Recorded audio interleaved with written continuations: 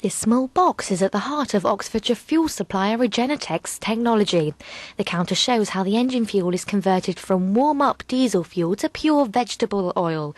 The company says this technology is carbon neutral, as it will release carbon dioxide previously taken in by plants and is ideal for commercial companies who want to cut fuel costs. As well as conducting research, the company is using its fuel to power its own shuttle buses. But is driving with vegetable oil any different to more conventional fuels? It's exactly the same as a diesel bus, no difference in power, and it pulls exactly the same when it's loaded. So no difference at all to drive. At the moment, Regenatec scientists are looking at alternative forms of biofuel to provide greener and more accessible options using underused plants. At the moment, biofuels is essentially using oils from a food source, so things like palm oil, soy oil, but they don't actually make the best fuels from a technical level. So we're getting more interested into non-food sources of oils. Things like jatropha, for instance, and even more exciting, oil from algae. Regenatec's vegetable oil fuel is already being trialled locally.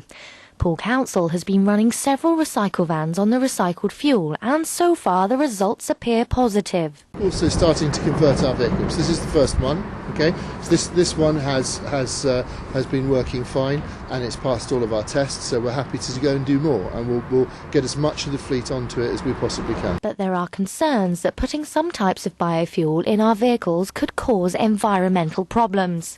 The big issue here is the degree of production you would need and the amount of land you'd have to put in production in order to generate enough biofuel. An independent car specialist hints that the creation of biofuels is actually just one stage of future motor development. Biofuels represent a stepping stone towards something else, and the ultimate goal is to develop electric cars that are run from a charge from the main, and they can be used from power stations that are essentially carbon neutral. Matthew Bennett believes that greater fuel research will be needed. The idea that somehow there's some miracle cure on the horizon, which might be biofuels or something like that, is not good.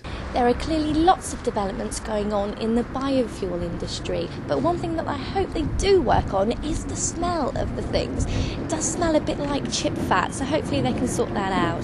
This is Joanne Hornby for Bournemouth University.